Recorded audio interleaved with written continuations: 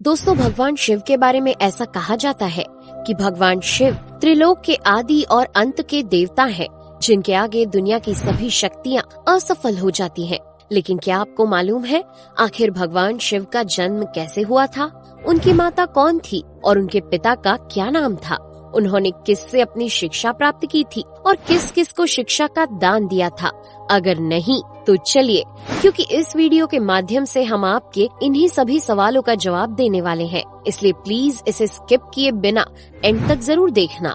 दोस्तों, आज सबसे पहले भगवान शिव के जन्म से जुड़ी पहली कहानी यानी शिव पुराण की एक लोकप्रिय कथा के बारे में बताने वाले हैं। शिव पुराण के अनुसार भगवान शिव को स्वयंभू माना जाता है, जिसका मतलब होता है कि भगवान शिव का जन्म स्वयं ही हुआ था। यानी कि इससे एक बात तो साफ हो जाती है कि ना ही भगवान शिव की कोई माता है और ना ही उनके कोई पिता है। इसी कारण से भगवान शिव पंच तत्वों से भी परे हैं, जिस कारण से इन्हें मृत्यु का भी कोई भय नहीं है और इनकी मृत्यु कभी नहीं हो सकती। पर अब बात करते हैं विष्णु पुराण में बताई गई भगवान शिव के जन्म से जुड़ी हुई एक और कहानी के बारे में। विष्णु पुराण में बताया गया है कि भगवान विष्णु के माथे से निकलने वाले तेज के कारण भगवान शिव की उत्पत्ति हुई थी और उनके नाभि से निकलते हुए तेज से कमल पर विराजमान ब्रह्मा जी का जन्म हुआ था। मगर दूसरी ओर भगवान विष्णु के जन्म के बारे में शिव पुराण में बताया गया है कि एक बार की बात है जब भगवान शिव अपने घुटने मल रहे थे और उनके घुटनों से निकलने वाले मैल से भगवान श्री विष्णु जी का जन्म हुआ था।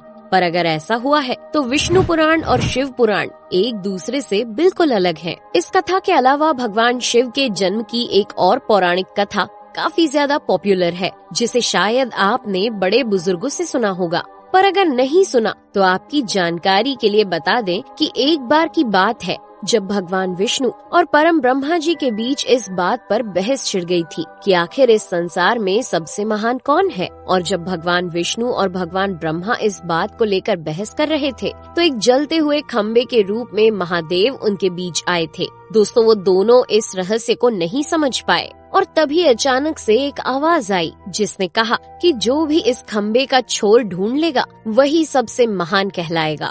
ऐसा सुनते ही ब्रह्मा जी ने एक पक्षी का रूप लिया और खम्बे का ऊपरी हिस्सा ढूंढने निकल गए। वहीं विष्णु जी ने वराह का रूप धारण किया और खम्बे का अंत ढूंढने निकल गए।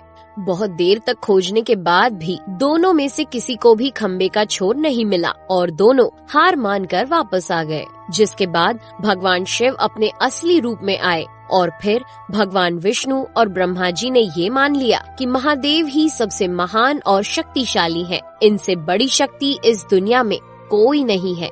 इसके साथ ही शिव पुराण में बताया गया खम्बा इस बात को दर्शाता है कि ना ही भगवान शिव जन्मे थे और ना ही उनका कोई अंत है। और एक कारण तो यही है कि भगवान शिव को स्वयंभू कहा जाता है, यानी भगवान शिव का अंत है ही नहीं, वे अमर हैं।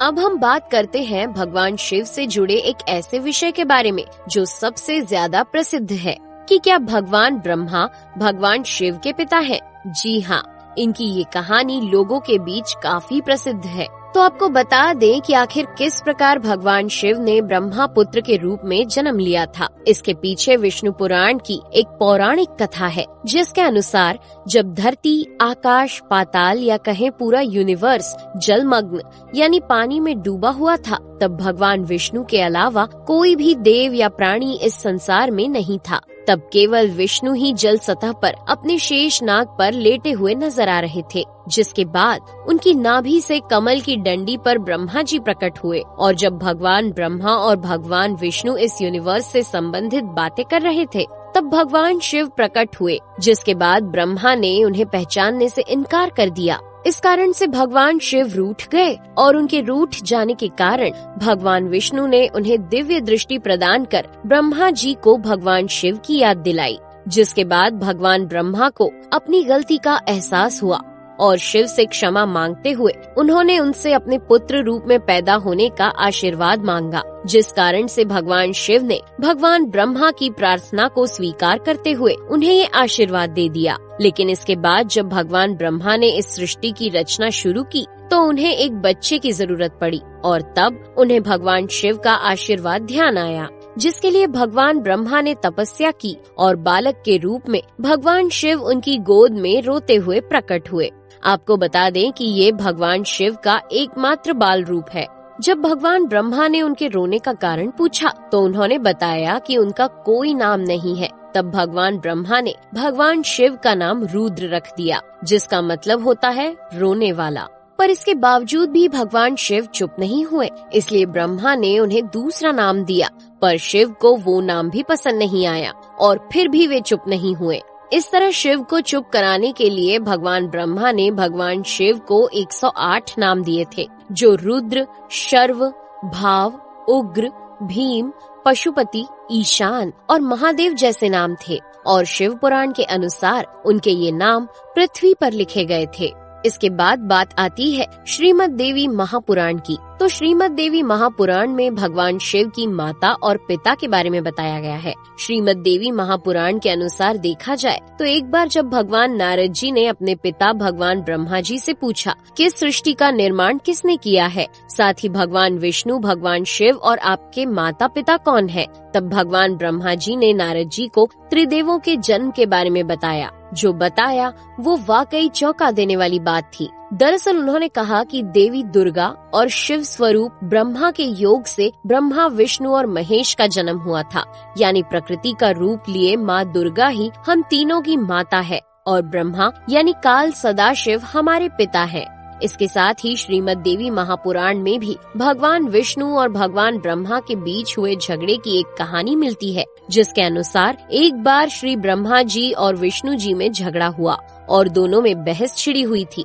तब भगवान ब्रह्मा ने कहा कि सृष्टि को मैंने बनाया है और मैं ही प्रजापिता हूँ, जिसके जवाब में भगवान विष्णु जी ने कहा कि मैं आपका पिता हूँ, क्योंकि आप मेरी नाभि से निकले हुए कमल से पैदा हुए हैं। और धीरे धीरे कर ये बहस बढ़ती गई।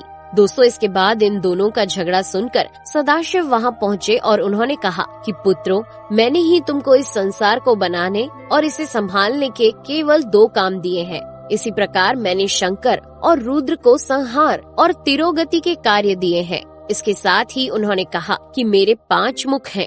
एक मुख से अकार, दूसरे मुख से उकार, तीसरे मुख से मुकार, चौथे मुख से बिंदु और 5वें मुख से नाद यानी कि शब्द प्रकट हुए हैं।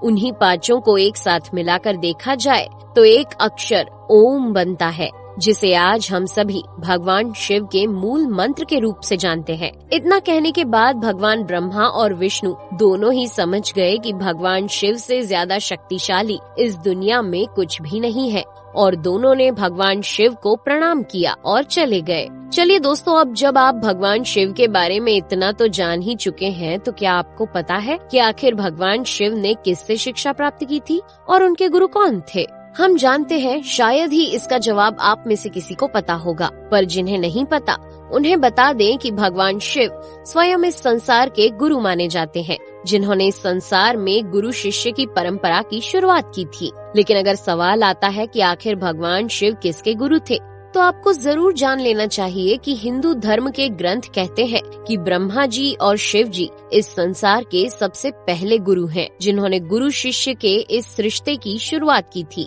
जहां भगवान ब्रह्मा ने अपने मानस पुत्रों को शिक्षा प्रदान की थी, वहीं भगवान शिव ने अपना ज्ञान केवल अपने 60 शिष्यों को दिया था। यानी भगवान शिव 60 शिष्यों के गुरु थे और वे जिन शिष्यों के गुरु थे उन्हें आज के समय में सप्त ऋषियों का दर्जा दिया गया है। तो दोस्तों, ये थे भगवान शिव के जन्म से जुड़े हुए कुछ फैक्ट्स, जो आपको कैसे लगे हमें कमेंट करके जरूर बताइए। साथ ही अगर आपको वीडियो पसंद आया हो तो इसे लाइक और चैनल को सब्सक्राइब करना बिल्कुल ना भूलें। धन्यवाद।